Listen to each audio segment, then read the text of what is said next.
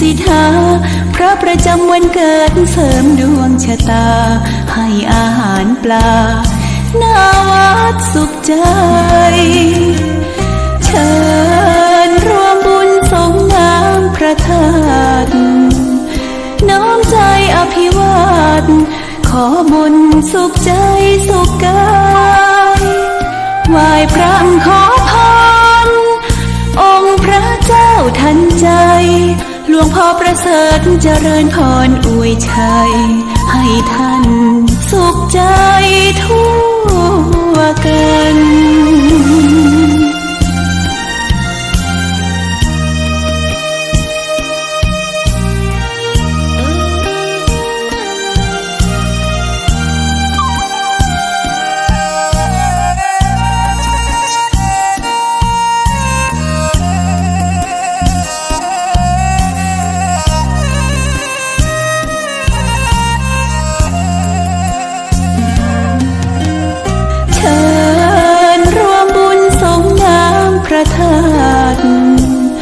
น้อมใจอภิวาท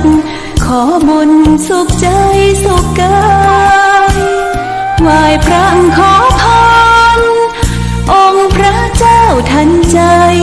หลวงพ่อประเสริฐเจริญพรอวยชัยให้ท่าน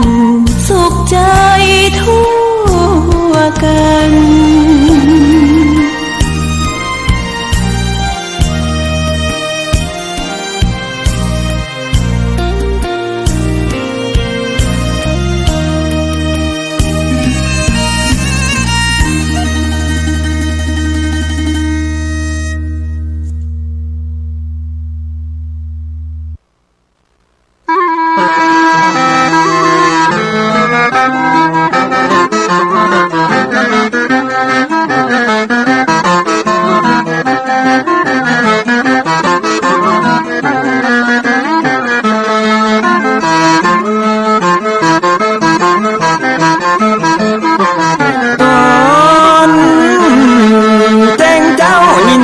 ไก่ขันก่อนที่ตะวันจะขึ้นขอบฟ้า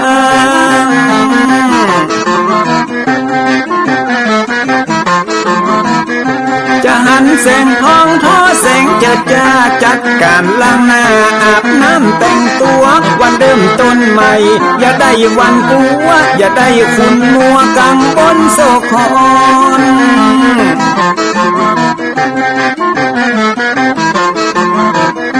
อย่าเอาน้ำคุณมาขังคอนอย่าเอาน้ำฮ้อน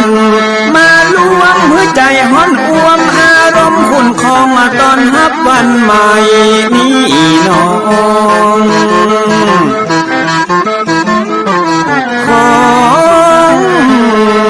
ได้น้อมเอานำทำคำสอนของพระชินวรประเสริฐเลิศล้ำ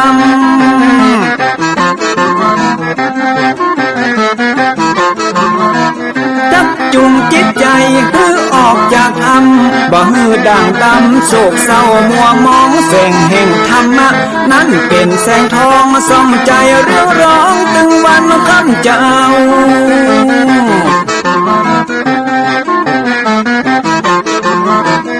เอาศีลมานำเอาธรรมมาเฝ้าคือจิตใจเฮาจุงเย็นฝ่าฟันทุกเห็นต่อไปหน้าจะบ่ไหววันแต่เนิ่นเชิญพี่น้องมาฟังรายการธรรมะเบิกบานตอน6 โมงเจ้า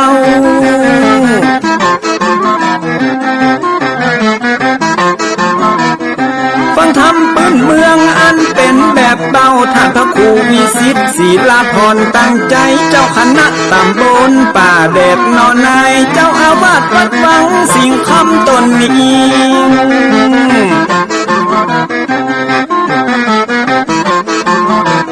อนุรักษ์ของเก่าล้านนาก่อนกี่คือลูกหลานเฮาตีเกิดมาด้วยกันรักษาของดีเก่าเกลือได้อยู่กู้ถิ่นล้านนาฟังทำแล้วของแผ่วจิตใจเหมือนป่าอยู่ในนาทีนั้นนา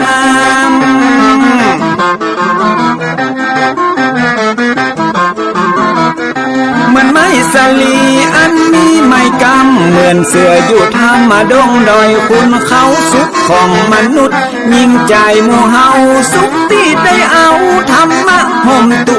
ม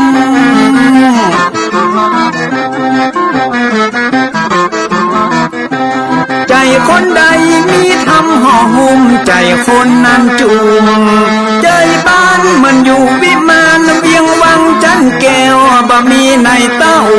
แล้วน้อง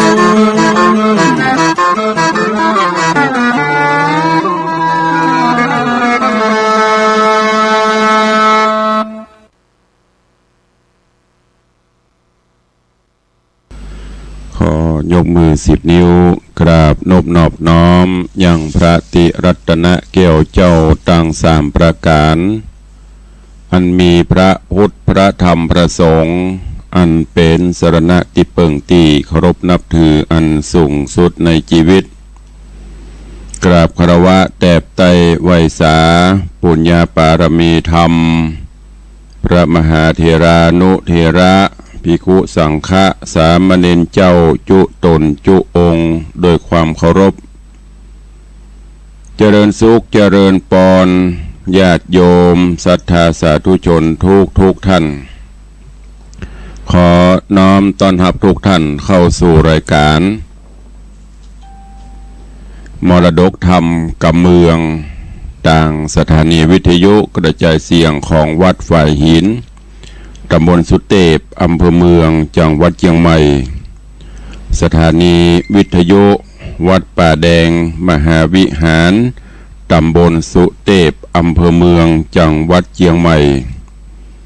สถานีวิทยุวัดหนองกายตำบลสันปะยางอำเภอแม่แตงจังหวัดเชียงใหม่สถานีวิทยุพระพุทธศาสนาจังหวัดเชียงรายตลอดจนวิทยุชุมชนเสียงตามสายหอกระจายข่าวตามวัดตามวาตามหมู่บ้านต่างๆที่ครูบาอาจารย์ท่านเจ้าปอแก่ปอแคว้นได้เมตตาเปิดออกตังลำโพงหอกกระจายข่าวก็ดีเสียงตามสายก็ดีคือพี่น้องพุทธศาสนิกชนญาติโยมศรัทธาได้ฟัง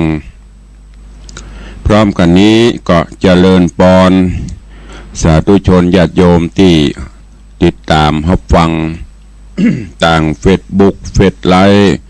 ต่างเว็บไซต์อินเทอร์เน็ตที่ต่างครูบาอาจารย์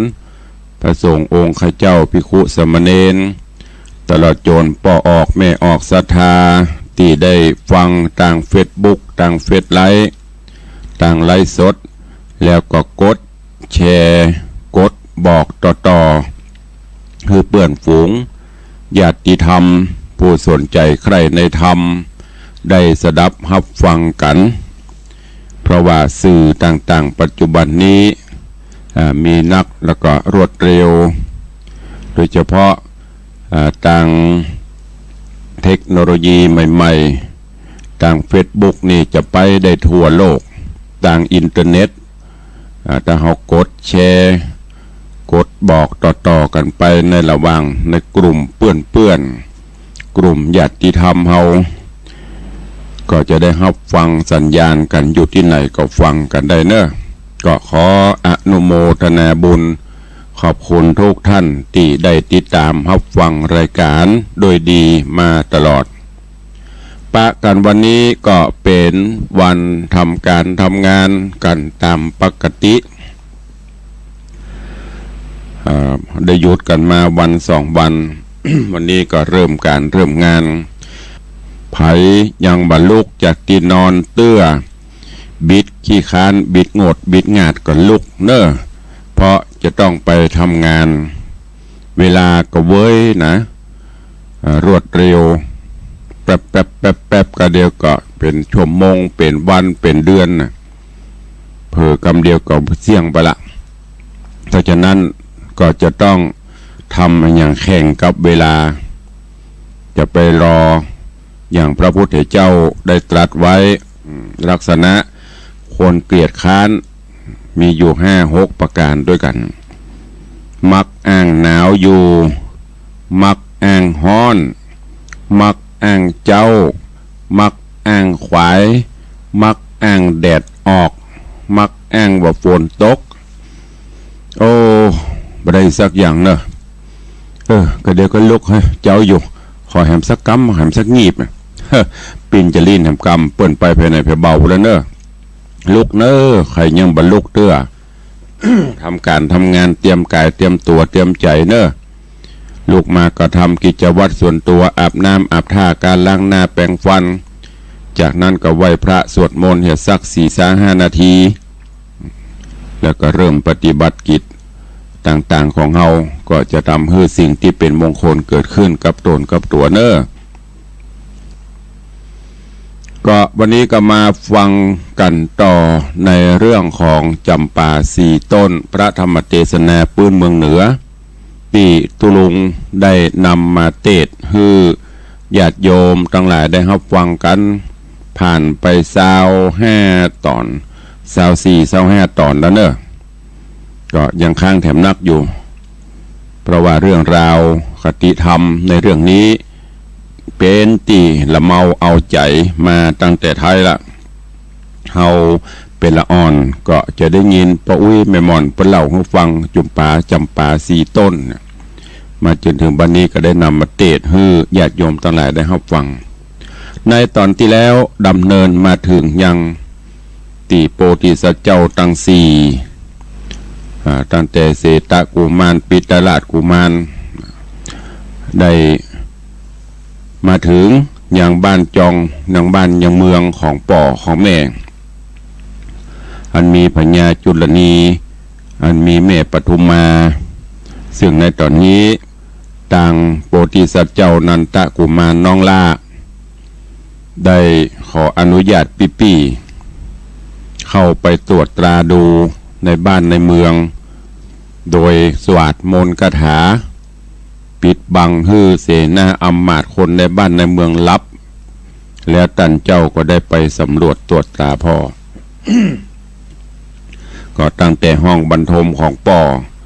ตั้งแต่ที่อยู่ที่อาศัยในราชวังจนตรวจตราเรียบร้อยหมดแต้มลายสารเขียนไว้ตัวปลายปอเอาปูนมาไล่8 หน้าผากการตำตัวพ่องเราเสนาอำมาตย์ทั้งหลายเหล่านั้นแล้วก็ที่สำคัญก็คือเมื่อพญาจุลนีตื่นมาก็ตกขป่าโหไผ่ลักเข้ามาในห้องในหอในบ้านในเมืองไปจะได้มาจะได้เสนาอำมาตย์เฮามีนี่แวดหัวแวดตีนมาได้จะได้แล้วก็ปลายปอไปหันลายสารคือจดหมายก้อมตีนันทกุมารได้เขียนไว้ให้ตัวเองและในตอนนี้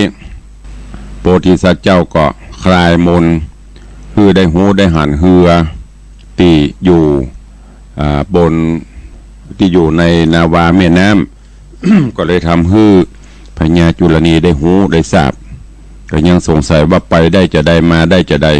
กว่าจะผ่านมาถึงบ้านถึงเมืองเขานี่ใจใกล้ๆด่านต่างๆก็นักเหมือนอย่างบ้านเฮาเมืองเฮาเลยเนาะจะออกไปหั่นไปนี่ต้องมีบาดด่านที่เป็นห้องตม.ตรวจคนเข้าเมืองด่านทหารตำรวจโอ้สปะแต่นี่เล็ดลอดมาได้จะได้ก็เลยสั่งให้เสนาอำมาตย์ลองไปตรวจไปตราพอโลหมู่เสนาอำมาตย์ก็ไปพอโอ้ไปหันใส่เรือใหญ่เรือหลวงเรือใหญ่เรือหลวง3-4 ลำจอดอยู่ที่ฝั่งแม่น้ำก็ฝั่งมาบอกให้พญาเจ้าเมืองจุลนีพญาเจ้าเมืองก็แจ้งต่อ เอาพญาต่างหลายให้ลองไปดูแล้วว่าเพิ่นจะมาจะได้เป็นจะได้เรื่องราวตะบามาถึงที่นี่เวลาหมดลงวันนี้ก็มาฟังกันต่อว่าอะไรอย่างจะเกิดขึ้นกับ4 กุมารแล้ว4 กุมารจะประสบความสำเร็จก็ที่ได้มาตัวหาพ่อหาแม่ประเด็นนี้ปะแม่แล้วก็เรื่องราวมันจะเป็นจะได้ก็เจิญท่านทั้งหลายตั้งอกตั้งใจรับฟังหรือฟังไปตัว เนี่ยการไปตัวก็บ่แปลกบ่เป็นอย่างเด้อเปิดวิทยุไว้ก็เนี่ยการไปฟังไปก็จะได้ใบเสียงานตัวนะโอกาสบัดนี้นะโมตัสสะภะคะวะโตอะระหะโต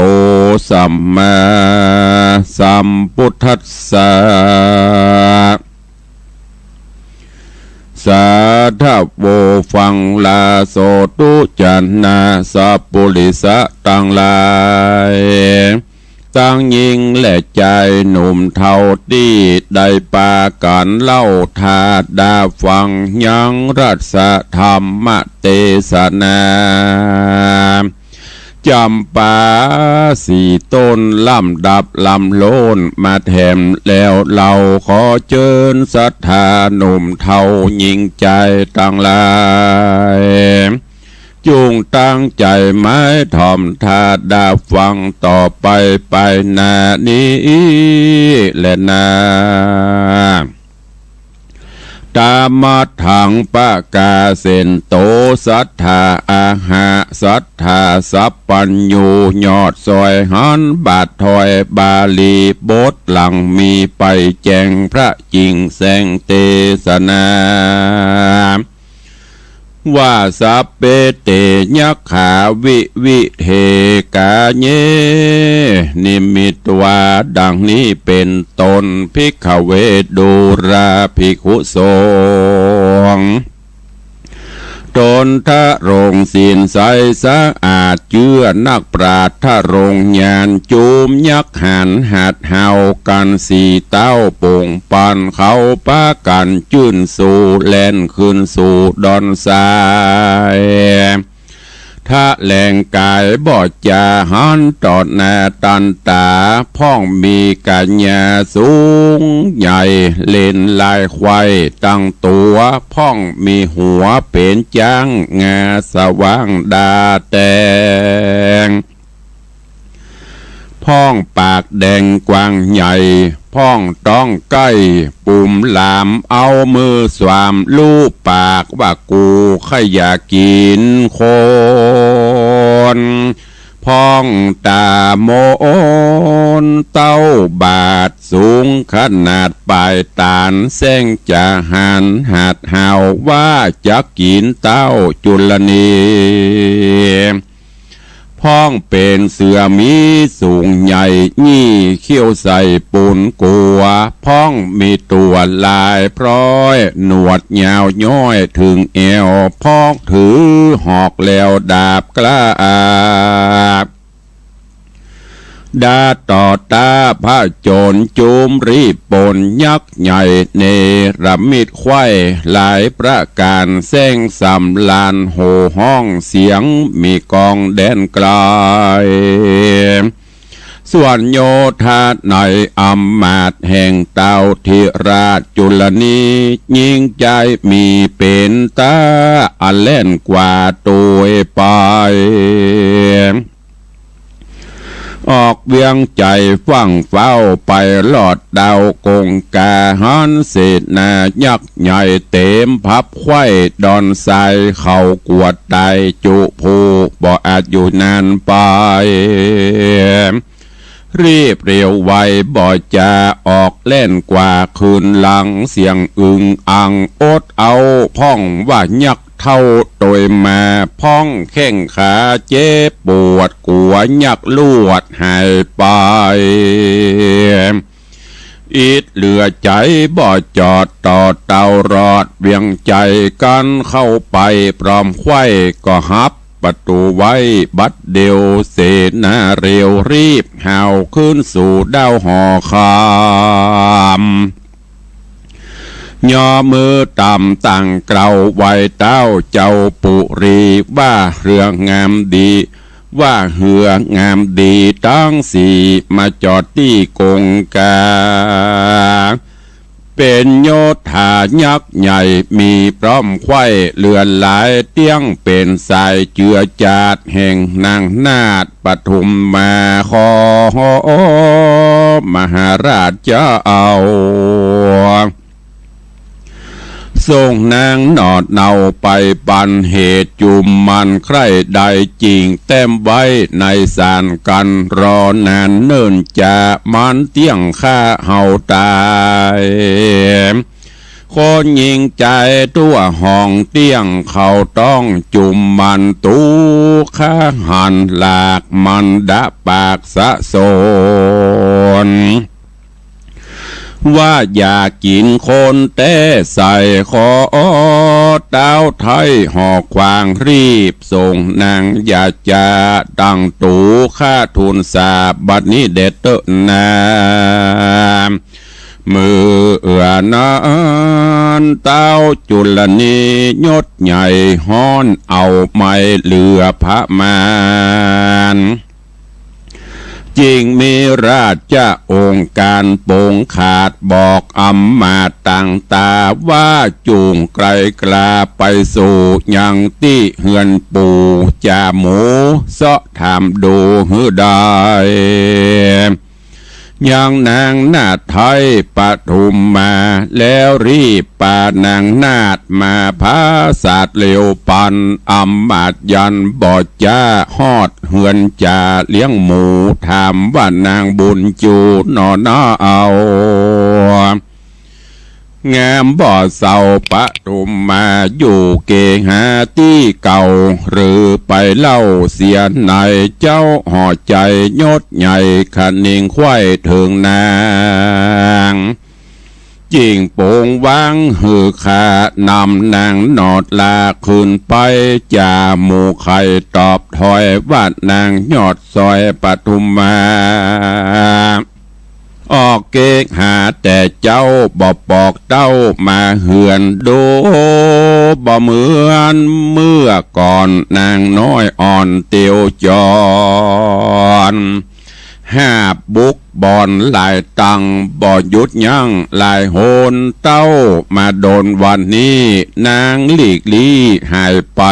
ตาวันใส่เตียงฟ้าบ่ไว้หน้าขึ้นมาข้านี้นาบ่หูว่านางไปสู่แดนใดหรือมีภัยมาตองในแห่งห้องอินทรีตายเป็นผีกระดังที่จิมข้างกองตางหรือว่านางน้อยนาดชีวิตขาดหิมหนองต้านจุงปองไปพ่อเหอแจงต่อสายตา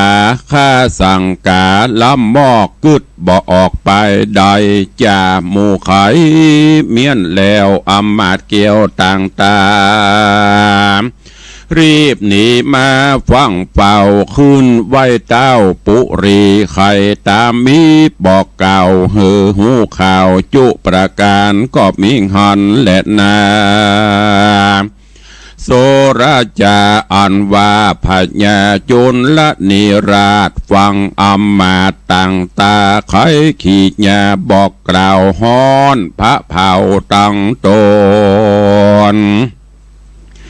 มีกังวลหลายแหล่ฮ้อนให้แผ่หอระไทยจริงเร็วไวโป้งขาดหืออำมาตย์ต่างตาเสนามีนำนาหนุ่มเทาอำมาตย์เก้าคนในฮือออกไปเสาะไซหาดนางนาฏไทยปฐุมมาโจมเสนาห้าวหาดตังอำมาตย์หลวงลายตังพันภายฟังเฝ้าตามกำเต้าปงปานเขาปากันเสาะสอดใครปัวไข่จวบจอดไข่จวบจอดโซพาเตียวไปมาไข่ห้องไข่บวกล่องนองจำพ้องไข่กำถามข่าวซึ่งเท่าเท่ายิงใจอันอยู่ยังใหญ่ตีไกลตามต่างไตกองเตียวเขาจะเลี้ยวตอบถอยว่าหันนางยอดซอยต่างวันดูอัศจรรย์เต้ใส่วันนี้บ่ได้หันนาง พ้องว่าหันหาบด่างตั้งไว้อยู่ที่ไกลต่างเตียวเสนาเลี้ยวไปพอก็แจ้งต่อสายตาเขาได้จ่าเป็นแก่นว่าหาบนี้แม่นดีลีหันสมสลีกลิ่นกูใจหาบอยู่ตังวาน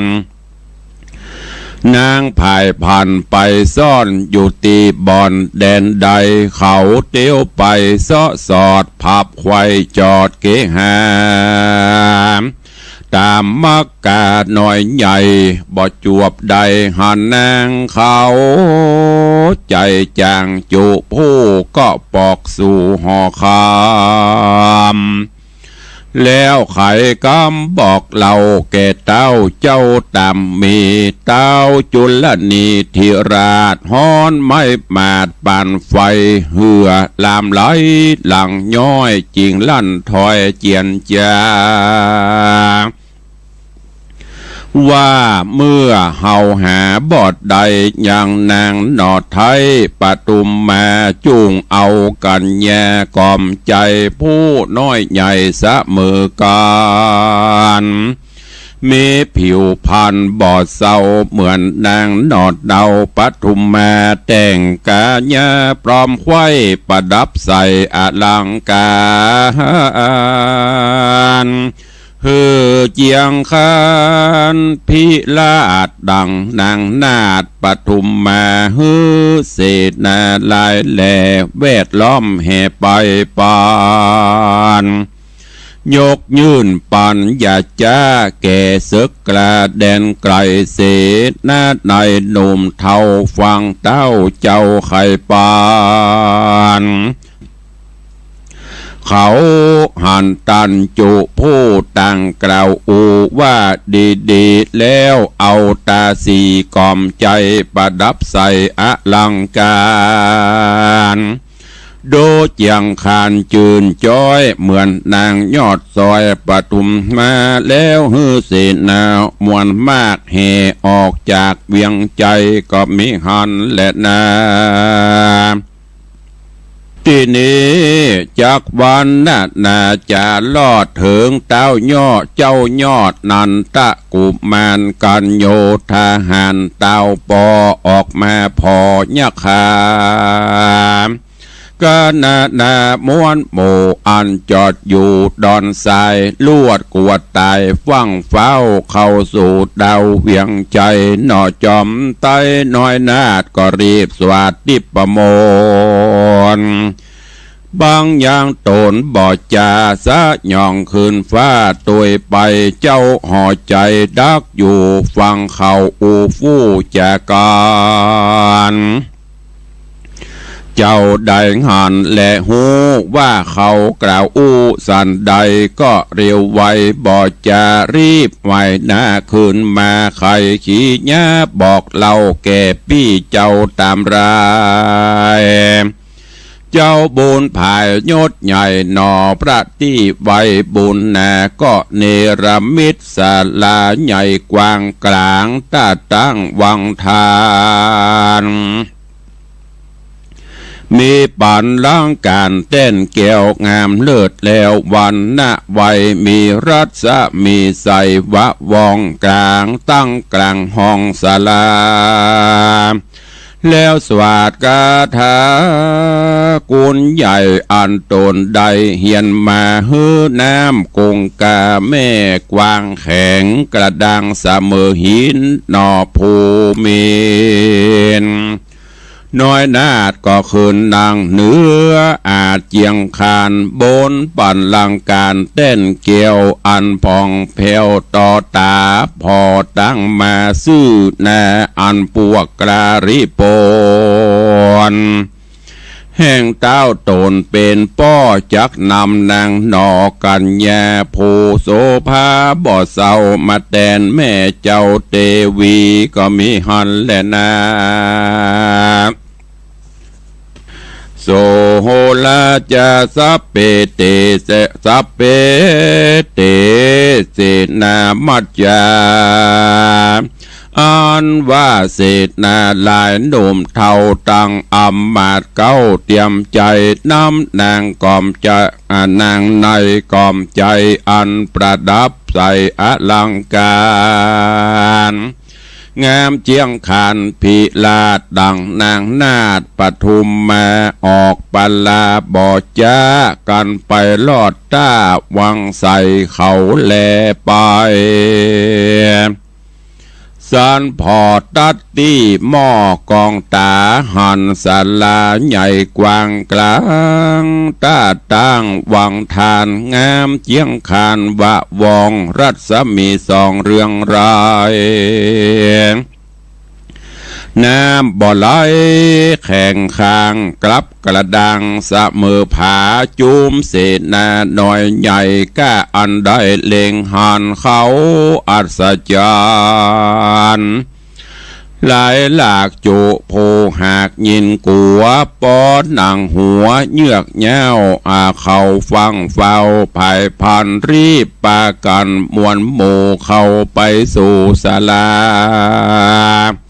หันหน่อปุถทาหน่อยนาดนั่งเหนืออาจเจียงคานบนปอนล้างการเต้นเกวงามเลิศแล้วเหนือโคนจุมรีบบนหน่อยใหญ่ยกมือใส่เกศาขาบวันตาน้อ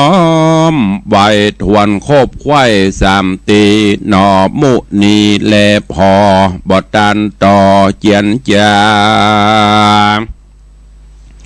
ดีนั่นนาอำมาตย์ผู้ฉลาดสาปการจริงทูลสารขับไว้ว่าข้าแด่พระบาทไทยบุญเรืองเต้าอยู่เมืองต่างห้อ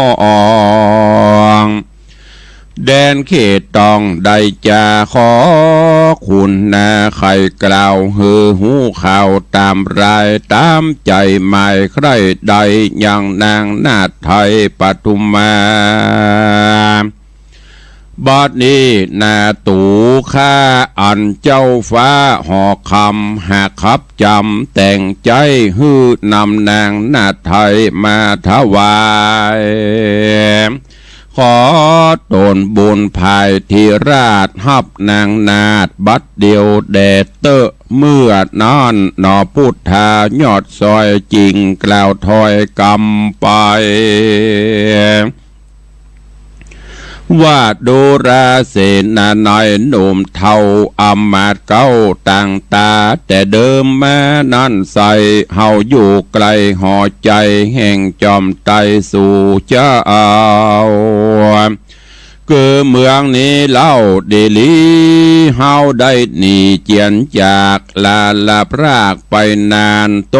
กสถานต่างห้องประเทศต้องไกลตา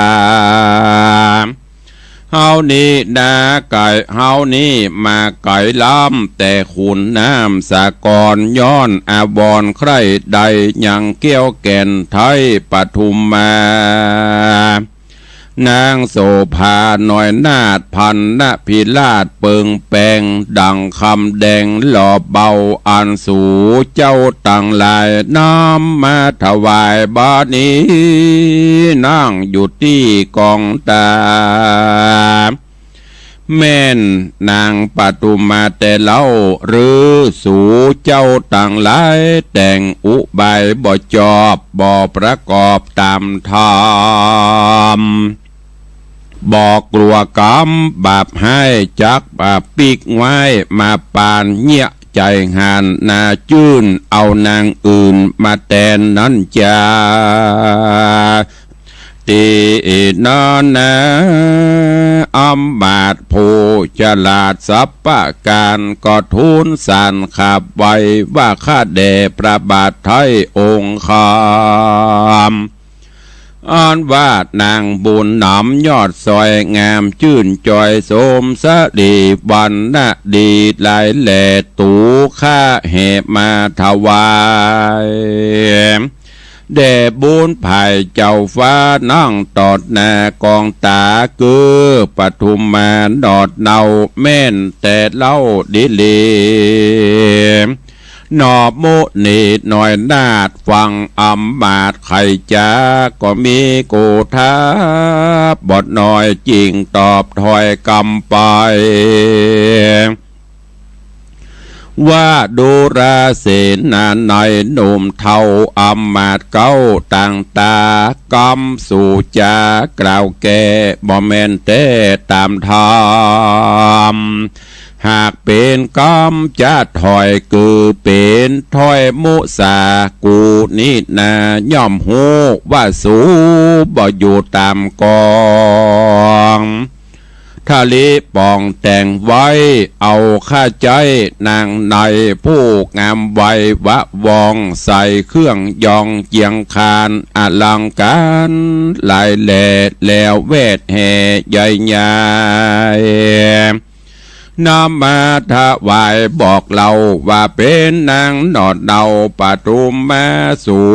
มุสาตังหมู่อย่าได้อยู่นานไป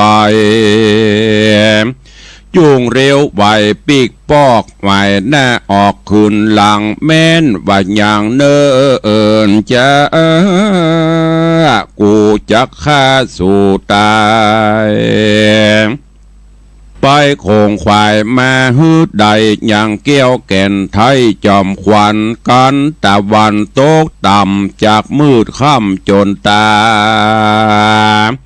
สู่ยังหาบอดใดยังนางนาไทยตามกรรมกูจักจำยักกระเข้ากาบกว่าตั้งเมืองโยธาเรืองหนุ่มเทาอำมาตย์เก้าต่างตาฟังเจ้าจากล่าวถอยเหือปุย้อยลามไหลเขามีใจสะดุงสติฟุ้งเววาบ่จ้างจากล่าวแทงหน้าบีแห่งกลัวตายป้ากันถวายขาบไว้ทวนคบไข่3 ตีแล้วป้ากันนี้ฟังเฝ้าเข้าสู่ดาวเวียงใจรีบเรียวไววะวาดคืนพระศาสตร์ห่อคำยกมือตามตั้งกล่าวไว้เจ้าเจ้าปาลาไข่ขี้ยาบอกกล่าวหือหูข่าวตามมีก็มีหอนและนานิธิตังขี้ยาสั่งวันนาวิเศษจะห้องเหตุธรรมเทศนาจำปาสีต้นก็บังโกมสมเด็จสเด็จ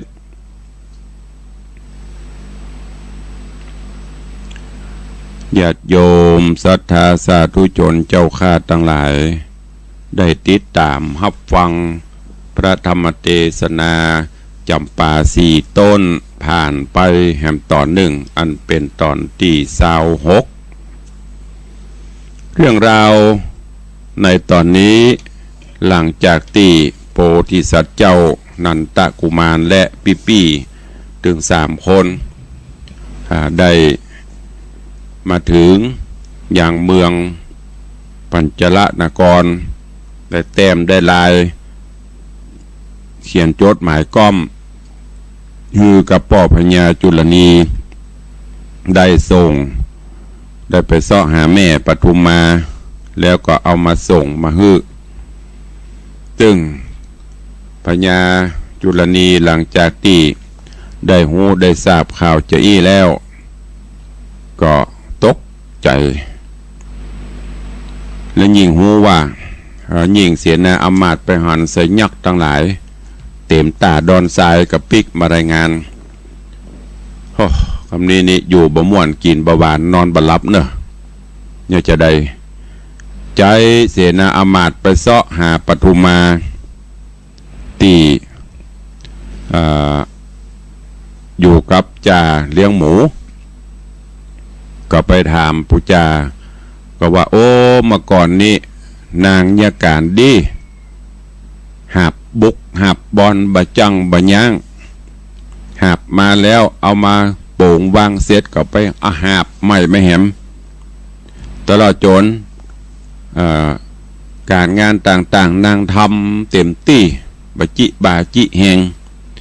แต่ว่าวันนี้บ่ฮู้ไปที่ไหนหายแซบบ่หันจากนั้นก็ไปเสาะถามเจ้าบ้านเจ้าจองที่ในระหว่างต่างเปิ้นก็บอกว่าถึงวันก็หันนางแหบบุกแหบบอนแหบพักที่จะไปต้มให้หมูเนี่ยกลายถึงวันละหลายเที่ยวพ่อก็ไปดีอินดูนางก็ได้รับความทุกขเวทนาแต่ประเดี๋ยวนี้หายไปไหนหุดแต่หันแหบบอนแหบบุกเปียดแหบเนี่ยวางข้างต่างบนเนอะแต่ตัวนางบหันเสนาอำมาตย์กับปากันไปพอหันใส่กะเปียดกะบุงที่แหบแต่บหันตัวก็หูจำได้ว่าอันนี้เป็นของนางเตะก็นำเรื่องนี้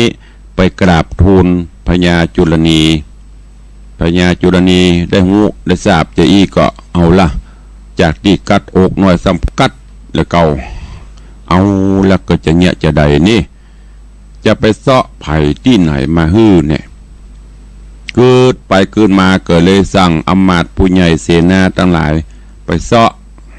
นางสนมกำนันที่มีผิวพรรณบรรณะมดยศสดใสสวยงามใกล้เคียงกับปทุมมาพ่องเอามาแต่งแต้มแต่งองค์ทรงเครื่องจากนั้นก็จะเสนาอำมาตย์นำปาไปในระหว่างนั้นนันตะเสนาขออนุญาตกับปีได้กังบังตัวสยองซานเหาะเข้าไปในบ้านในเมืองไปเสาะทราบข่าวถามข่าวว่าเขาจะอู้กันจะได้เขาจะมีพิธีจะได้แก้ก็ไปได้ยินอย่างเงี้ยปนจะเปลี่ยนตัวเอาคนสนมกำนันมาแทนตี้ของปทุมมาเพราะหูว่าจะได้มันก็ถึงเสาะหับมาได้ละเพราะว่าปทุมมาไปอยู่ตัวซีกุมารปูแล้วแต่ที่นี่คือจะแกล้งคือป่อหาอุบายคือป่อได้เสาะได้หันลองพอจะเนี่ยได้ก็ได้จากนั้นก็พอหูว่าเพิ่นจะเปลี่ยนตัวกับปีกมาอยู่ตั้งเพลอพอถึงเวลาเสนาอำมาตย์ทั้งหลายนำปลาเอาปฐุมมาตัวปอมมานันตากุมารกระเสกเป่าน้ำในคลองให้กลายเป็นน้ำแข็ง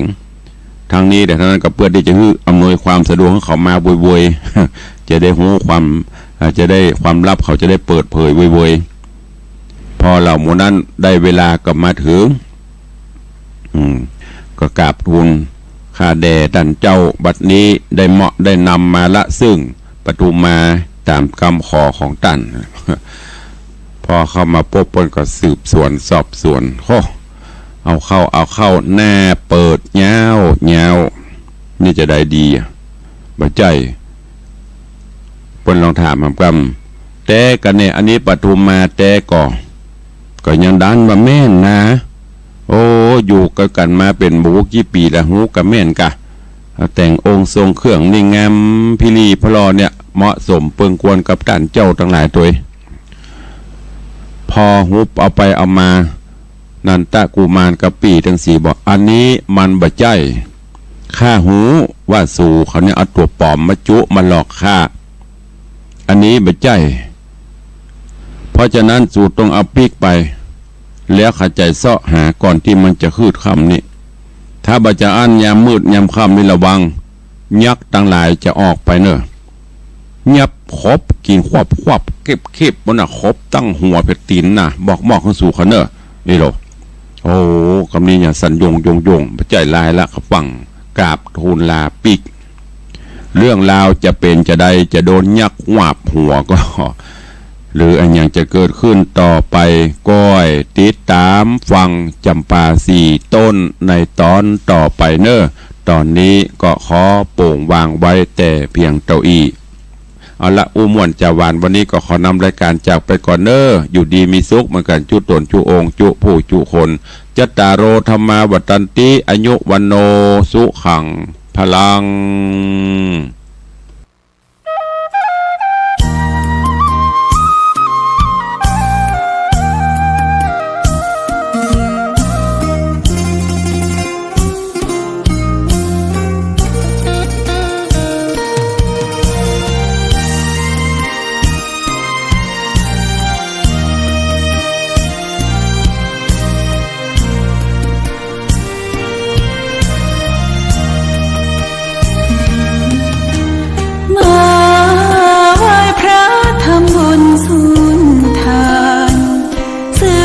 านตำนานโบราณกาลนานมีวัดวังสิงห์คำอำเภอเมืองเชียงใหม่แห่งนี้และนาญาติโยมน้องพี่สามัคคี